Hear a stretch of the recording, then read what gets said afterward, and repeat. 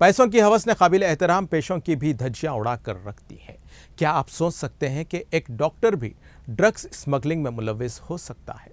Operation theatre से लेकर नशे की आदि अफराद की दहलीज तक मंशियात सप्लाई करने वाले डॉक्टर की स्पेशल डिलीवरी सर्विस थी।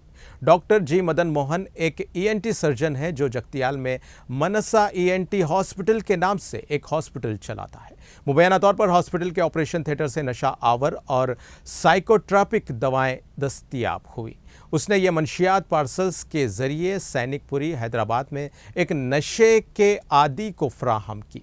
तेलंगाना ड्रग्स कंट्रोल एडमिनिस्ट्रेशन के मुताबिक डॉक्टर जी मदन मोहन ने पूछगछ के दौरान एतराफ़ किया कि वो गुज़िश्ता 2 सालों से मंशियात के आदी को नशा आवर अद्वियात फराहम कर रहा था।